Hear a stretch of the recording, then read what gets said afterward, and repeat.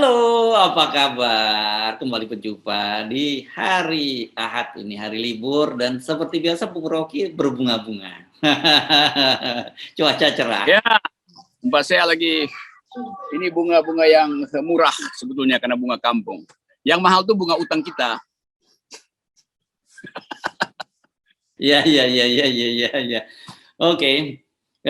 Nah ini saya kira kita terpaksa lah ngobrol yang agak berat gitu di akhir pekan, meskipun kita harus mengemasnya dengan lebih santai, dengan politainment ya, Bung Rocky, jangan sampai membuat kepala orang berkerut. Tapi apa boleh buat topiknya berkerut. Ini ada dua berita yang saya kira ini pasti berhubungan langsung, yakni soal pernyataan dari Ketua MPR Bambang Susatyo bahwa mereka akan sedang mengkaji, akan membuat pokok-pokok haluan negara gitu, yang lebih statusnya lebih tinggi dari undang-undang. Saya lihat hierarkinya ini berarti adalah semacam TAP MPR gitu, yang memastikan bahwa kepala negara berikutnya, presiden berikutnya yang terpilih tahun 2024 tetap melanjutkan pembangunan ibu kota negara. Itu satu beritanya. Dan kedua berita yang lain ini dari Bank Indonesia. Nah, saya karena berkaitan dengan data, saya baca saja nih supaya nggak salah ya Bung Rocky. Jadi itu terjadi, Bank Indonesia mencatat aliran modal asing keluar atau capital outflow itu sebesar 5,34 triliun, itu transaksinya hanya pada tanggal 24 sampai 27 Januari 2022 saja. Nah, setelah kita baca detailnya, yang keluar itu terdiri dari 5,2 triliun itu di pasar surat berharga nasional, SBN, gitu, dan 0,02 triliun itu di pasar saham. Anda pasti ingat dong ya, Anda itu maksud saya para pemirsa, para viewer kita, bahwa kemarin IMF sudah mengingatkan Bank Indonesia untuk tidak lagi membantu APBN. Ya, maksudnya jangan beli lagi SBN di pasar primer. Itu Bung Rocky berita-beritanya. Ya, betul sekali. Dan coba kita ulas dari awal tadi. Bahwa MPR mau bikin TAP untuk mengikat MPR berikutnya. Itu yang nggak boleh. Di dalam demokrasi tidak boleh rezim hari ini mau mengikat rezim yang akan datang. Itu namanya dungu namanya. Karena demokrasi itu penggalan 5 tahunan itu. Jadi ngapain MPR mau ngikat presiden berikutnya? Presiden sekarang bikin salah kebijakan, yaitu IKN. Karena itu udah diproyeksi oleh para ekonom bahwa itu akan gagal. MPR juga mengerti itu akan gagal. Lalu MPR bilang, enggak, kita harus wajibkan presiden berikutnya untuk meneruskan proyek ini. Loh, emangnya presiden berikutnya pilihan MPR apa? Kan nanti pemilunya pasti berubah tuh. Jadi cara berpikirnya aja udah ngaco tuh si Bamsud ini kan dan gengnya itu. Jadi sekali lagi kalau mau bikin PPHN itu apa pokok-pokok haluan negara, itu konsepnya itu, bukan proyeknya yang mesti dikonservasi, yang bener aja. Kalau gitu semua presiden bisa bilang, oke, gue jadi presiden, gue akan pindahin ibu kota itu ke, dia pindah lagi tuh. Dan seluruh ibu kota provinsi diacak-acak tuh. Dan minta MPR bikinkan PPHN. Jadi MPR itu memikirkan konsep, bukan proyek. Jadi sebetulnya dari segi teori pemilu aja udah ngaco tuh. Nggak boleh seseorang itu yang belum dipilih dibebani oleh apa yang udah dilakukan oleh pemimpin sekarang yang betul-betul berantakan. Jadi mewariskan keberantakan pada pemimpin berikut itu namanya dungu. Di MPR-nya makin lama makin dungu juga nih. Bangsa saya mau disebutin itu, karena memang dungu logikanya.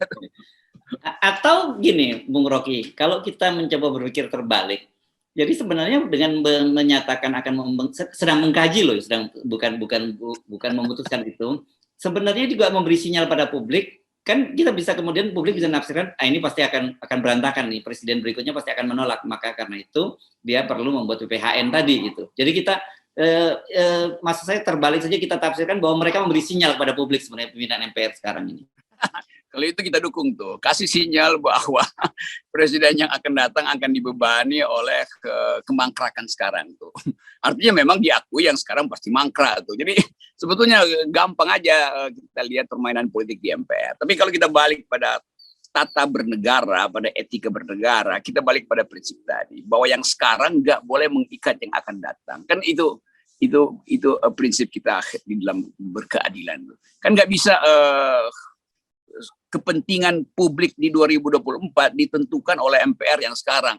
Itu sama dengan logika dalam presidensial threshold. tiket yang udah dipakai sekarang mau dipakai tahun depan, tiket ini pakai kemarin mau dipakai sekarang, itu begitu. Jadi kita meluruskan cara-cara berpikir itu, dan sayang sekali bahwa Bambang Susatyo sebagai ketua MPR dia akan diolok-olok sebagai orang yang nggak bisa berpikir tentang ketatanegaraan itu. Jadi nggak mungkin begitu tuh, itu udah kacau. Tapi tadi betul Herso, kita ambil aja poin bagus dari Bambang, karena Bambang Susatyo sering dia sisipkan ide yang agak aneh, tapi sebetulnya dalam rangka untuk mengolok-olok. Jadi dia sedang mengolok-olok Presiden Jokowi bahwa itu pasti mangkrak, karena itu nanti diamankan oleh presiden berikutnya tuh. Kira-kira begitu jalan pikirannya. Kalau itu kita kasih poin lah pada Mr. Bamsud. Ya. Dan sebenarnya kan kalau toh betul memang MPR sekarang membuat TAP MPR yang mewajibkan gitu ya, mengharuskan presiden berikutnya melanjutkan ibu kota baru, kan sebenarnya MPR berikutnya juga bisa mencabut TAP MPR itu, kan begitu gampang sebenarnya kan prosesnya. Iya, sederhana betul, begitu komposisi di MPR berubah ya dia cabut lagi, tapi itu kan apa susahnya tuh. Jadi sebetulnya memang ada kepanikan di istana setelah dihitung-hitung, memang nggak ada uang masuk di situ tuh. Apalagi kemarin habis ditempeleng sama IMF kan, jangan minta bantuan sistem moneter untuk membiayai bagian fiskal tuh. Bank Indonesia bukan dilarang oleh IMF, dilarang oleh akal sehat dunia. Oh, itu nggak boleh Bank Indonesia sebagai mercusuar kestabilan rupiah itu dipakai untuk membackup sesuatu yang diperintahkan secara politis. Jadi sebetulnya itu kan perintah politik. Beli surat utang negara di pasar perdana itu kan perintah politik. Yang dengan kata lain, lu cetak duit ya, Bank Indonesia. Itu seluruh investor dunia lu mau bikin kita ngaco perencanaannya. Kan kalau semua bank di dunia itu lakukan hal yang sama, ya nggak ada lagi yang namanya proyeksi, modeling segala macam tuh. Jadi sekali lagi kekacauan konsepsional ini yang nggak dipahami oleh Pak Presiden. Tapi lebih buruk lagi, para menterinya itu juga mengalami semacam pembodohan itu, menerima bahwa sesuatu itu bisa diatasi dengan satu perpu segala macam tuh. Jadi ngaco nih, Ibu Sri Mulyani, Pak Erlangga ditrain di dalam ilmu makroekonomi, public policy, tapi ngangguk-ngangguk doang pada ambisi kekuasaan. Itu bahayanya tuh kalau teknokrat nggak punya pengetahuan tentang public ethics. Ya, dan gini, kemarin kan ketika IMF menyatakan mau meminta agar KBI menstop membantu APBN, Anda juga sudah menyatakan ini pasti laporan dari Sri Mulyani gitu ya.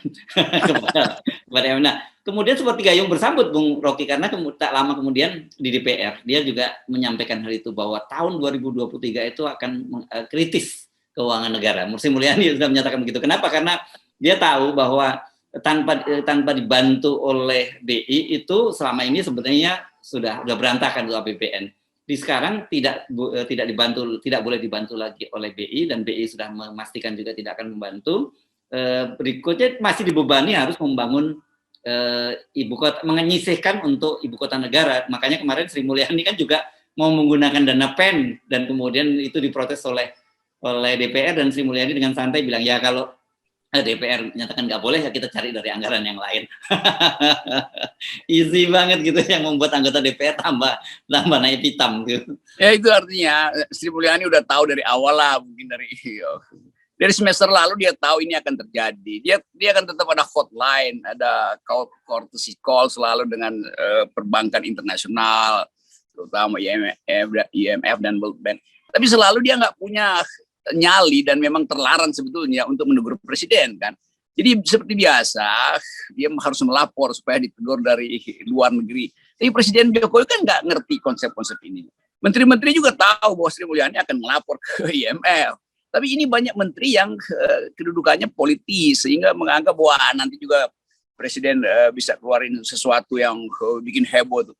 Tapi balik lagi, Sri Mulyani orang yang ngerti tata cara mengatur ekonomi itu. Jadi nggak mungkin dia mengiyakan proyek ibu kota baru ini. Tapi karena dia itu cuma kasir, maka dia nggak boleh bicara lebih dari sebagai kasir. Dia kan cuma disuruh nih atur ya. Jadi di kepala Pak Jokowi mungkin brankas itu artinya di dalamnya ada dua sumber itu, ada dua kotak tuh, kotak masuk, kotak keluar tuh. Itu namanya APBN tuh. Pak Jokowi nggak ngerti bahwa APBN itu adalah konsep, bukan brankas itu. Nah, begitu konsepnya berantakan, maka seluruh sistem internasional bereaksi bahwa Indonesia berbahaya, dalam keadaan berbahaya. Sistem internasional mesti memberitahu itu supaya investor itu ngerti apa yang sedang terjadi di Indonesia. Nah, itu yang menyebabkan investor menganggap oke, Sri Mulyani udah ngadu pada IMF udah kasih teguran, itu berarti saatnya kita bawa pulang modal. Maka terbanglah rupiah itu, terbanglah kertas-kertas berharga dolar dipanggil pulang oleh Joe Biden. Kan begitu kan. Jadi dolar lagi mudik sekarang tuh. Nah, itu intinya tuh. Nah, ini baser-baser dungu ini kan nggak buta huruf soal beginian. Dia pikir bahwa nanti ada uang turun dari langit atau dipetik dari daun-daun beringin. Jadi Golkar juga bisa menganggap bahwa pohon beringin itu adalah pohon daun gitu, pohon uang. Jadi kekonyolan-kekonyolan ini yang dari awal pelan-pelan orang semacam Faisal Basri menerangkan secara sistematis, Awalil menerangkan ekonomi yang bagus dari yayasan harkat hidup kita ini. Jadi demikian juga Antoni Budiawan. Mereka udah terangkan pelan-pelan. Kalau saya sih bagian menerangkan dengan cara yang koboi-koboyan aja kan. Bahwa ini dolar dipanggil pulang oleh Joe Biden. Itu artinya Presiden Jokowi udah di kupingnya disentil oleh Sri Mulyani melalui IMF. Tapi supaya rakyat lebih paham lah itu. Ya hal yang mudah kita pahami dari awal. Dan FNN terus memantau proses pemburukan ekonomi itu, tapi kita menganggap bahwa itu pesan kita, pesan yang dibungkus dengan satir, tapi dengan basis akademis yang kuat, bukan asal ngoceh kayak Bamsud. Nah, ini kan pernyataan bahwa adanya capital outflow ini muncul juga kan dari BI, dan ini saya kira kemudian saya runtut ini juga jangan-jangan BI juga sudah mulai memberi sinyal-sinyal nih, sedikit-sedikit mulai dicicil nih sinyalnya setelah kemarin. Sebelumnya Peri Warjio, gubernur di BI, menyatakan bahwa ya memang mereka sudah akan menghentikan bantuan terhadap BBM terhitung nanti akhir tahun 2022 ini. Itu konsekuensinya. Begitu Federal Reserve bicara bahwa Indonesia akan tertekan oleh akibat kebijakan Fed itu buat cooling inflasi segala macam. Itu pasti pasar uang itu udah ngerti ke arah mana tuh. Nah, karena itu para pemain, kan pasar uang ini bukan investor jangka panjang. Ini kan semua istilahnya the short termist itu. Orang-orang yang main jangka pendek itu. Yang capital gain dapat, kabur segala macam kan. Kan itu yang disebut sebagai dalam teori moneter footloose capitalism itu. Jadi atau kapitalisme yang nggak berakar itu. Footloose artinya bisa mencelak pindah-pindah tuh. Jadi sebetulnya sinyal itu dari awal kita tahu. Tapi kita seolah-olah merasa bahwa nanti ada keajaiban itu. Nggak ada keajaiban dalam ekonomi dunia. Semuanya itu ada algoritmanya, udah ketahuan tuh. Jadi semua hal sebetulnya bisa kita prediksi. Yang nggak bisa kita prediksi adalah ambisi yang berubah-ubah dari Presiden Jokowi itu. Jadi seolah-olah menganggap ini jagoan, nanti kita hajar luar negeri, kita paksa mereka untuk jangan impor bahan baku, mereka mesti bikin smelter di sini. Iya, itu diketawain semua orang karena bangsa Indonesia ketahuan rapuh sistem ekonominya dan pertahanan fiskalnya, kan begitu kalau kita terangin dengan istilah agak teknis itu. Ya, ini penting saya kira, memang agak teknis dan awam tidak cukup memahami. Saya sendiri juga sedang belajar soal ekonomi ini. Tetapi data ini tadi menunjukkan ini tanda-tanda yang buruk ini ya. Kenapa? Karena sekarang ini kan idealnya itu komposisi SBN itu harusnya dibeli oleh market domestik gitu ya, bukan dari market asing. Karena kalau market asing tadi dengan mudah ada capital outflow tadi, karena begitu Amerika the Fed mulai mengetatkan kebijakan moneternya, itu pasti akan terjadi capital outflow. Sementara kalau domestik kan sangat tergantung bagaimana kebijakan domestik kita. Tetapi ternyata komposisi kita ini dengan turun tangannya BI itu menunjukkan bahwa memang pasar domestik sudah nggak menyerap lagi, nggak berminat membeli SBN. Nah itulah kemudian ketika terjadi BI juga pull out dari pasar domestik karena dilarang, karena memang sebenarnya tidak boleh gitu, dan kemudian diingatkan IMF dan sekarang terjadi capital outflow. Nah ini sudah mulai tanda-tanda kalau udah semacam itu. Iya, kalau kata mama, gue mau disuruh beli apa? Beli SBN apa? Wong gue beli minyak goreng aja nggak mampu. Jadi sebetulnya hal yang real, dan mereka yang diminta untuk membantu negara dengan membisnis utang negara itu kalau daya belinya ada, kan intinya begitu tuh. Jadi sebetulnya poin-poin yang diucapkan oleh para ekonom kritis, Faisal, Rizal, Awalil Itu kalau didengar oleh mama akan bilang iya memang itu buat kita tuh. Itu problem itu hanya buat kita tuh. Kalau dia punya uang mah gampang aja dia pindahin aja ke Singapura segala macam kan. Tapi mereka yang ada di dalam batas garis kemiskinan ini akibat dari kebijakan Fed yang kemudian menekan Bank Indonesia itu akan menghasilkan kemiskinan tambahan itu. Jadi dengan mudah 2 minggu lagi itu angka kemiskinan kita udah naik. Harapan hidup berkurang karena daya beli untuk membeli makanan-makanan bergizi juga nggak ada lagi kan. Jadi sekaligus bagian ini yang kita mau tukar tambahkan trade off dengan IKN. Sementara Presiden Jokowi mau bikin monumen ibu kota baru, padahal sebetulnya di dasar fondasi ibu kota baru itu bergelimpangan orang miskin yang tidak punya harapan itu. Itu yang disebut the piramida korban manusia, Pyramid of Sacrifice. Buku bagus yang ditulis oleh Peter Berger dulu untuk memperlihatkan bagaimana ambisi itu menghasilkan kemelaratan pada publik. Dan ini sebetulnya sinyal bagus buat kita untuk melakukan perubahan total.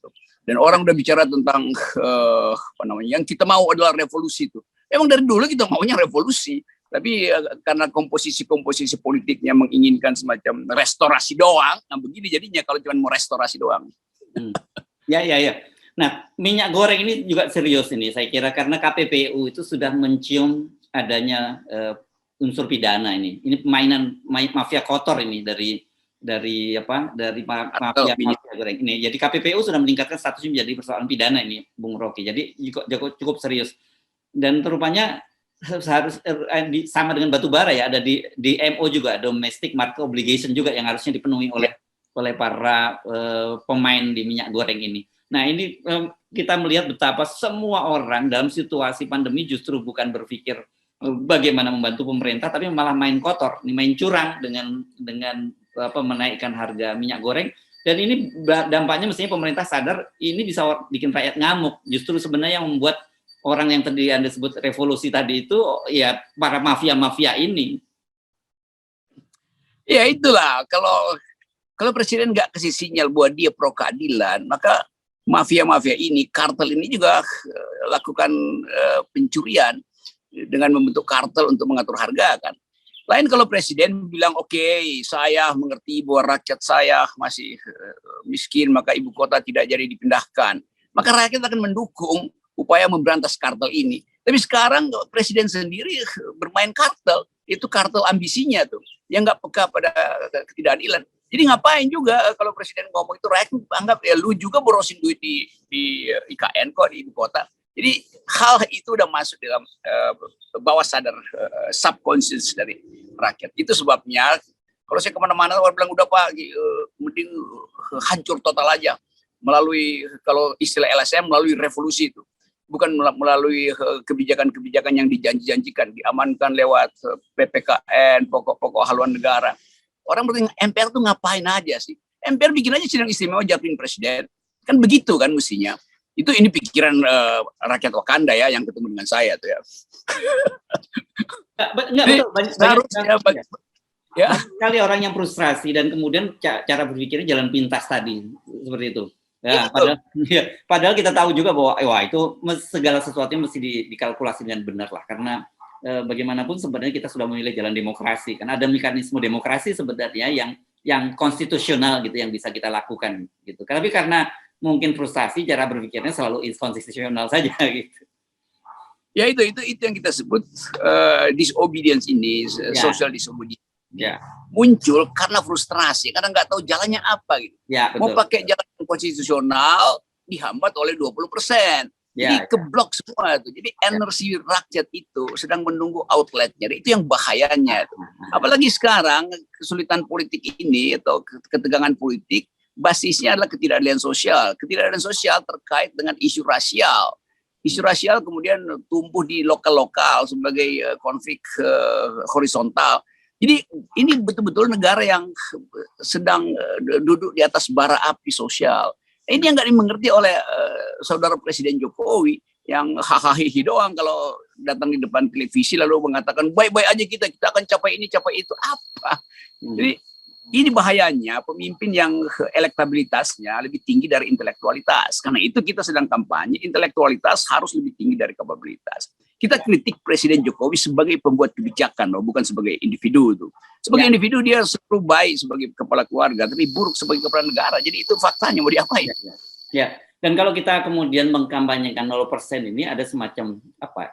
Tadi Anda menyebutnya sebagai outlet atau sebagai saya menyebutnya sebagai katarsis gitu ya, supaya apa ini kejumutan di kemarahan di kalangan publik ini juga tersalurkan lebih lewat jalur-jalur yang kita sarankan, ya ini lewat Mahkamah Konstitusi gitu. Ya itu betul. Jadi kita masih berupaya untuk bikin kanal konstitusi itu. Jadi di channeling, dikanalisasi supaya dia nggak tumbuh jadi pertarungan hidup mati di jalan. Supaya dia nggak jadi semacam dendam kesumat yang bisa meledak di setiap sudut kota. Jadi kita ingin kampanye 0% supaya MPR mengerti, partai-partai politik mengerti bahwa yang kita sedang kampanyekan itu adalah jalan menuju akal sehat. Bukan jalan menuju akal buntu. Yang sekarang yang akal buntu. Jadi sekali lagi perhatikan betul bahwa rakyat ada dalam keadaan papah dan orang papah itu bisa marah tanpa alasan, dan itu intinya tuh yang sering kita sebut sebagai dari nerimo bisa berubah jadi ngamuk dalam 1 detik tuh keadaan kita. Ya, oke. Nah, supaya sekarang janji saya sampaikan tadi akhir pekan jangan terlalu serius. Ini ada beredar di workshop ada semacam apa kalau dulu kita nyebutnya karikatur gitu ya. Ada seorang profesor, ini digambarkan namanya Profesor kalkulus gitu. dia dipecat dari BRIN gitu. Kemudian ditanya oleh wartawan, setelah tidak dari BRIN, nanti apa yang akan dilakukan Prof? Kata dia, saya akan melakukan penelitian tentang BRIN. Dan sudah tahu hasil penelitiannya, dia temukan bahwa BRIN itu hidup tanpa brain. Oke. Tetaplah dalam situasi apapun, seburuk apapun bangsa ini, tetaplah cari akal. Jadi teruslah berupaya memberi mencari jalan, berupaya untuk kebaikan bangsa ini. Karena memang kalau kita memahami ada rasa frustasi, ada macam-macam, dan orang ketika frustasi itu cara berpikirnya jalan pintas. Nah, kita sedang membantu Anda untuk tidak mengambil jalan pintas yang bisa berdampak buruk pada perkembangan bangsa dan negara ini, terutama demokrasi yang kita perjuangkan setelah sekian puluh tahun era reformasi. Ya, kita inginkan itu semua terjadi, dan rakyat Indonesia kita percaya bahwa kita bisa atasi semua ini dengan mempercepat perubahan politik. Ya. Oke. Salam 0%. Yes, 0%. Oke.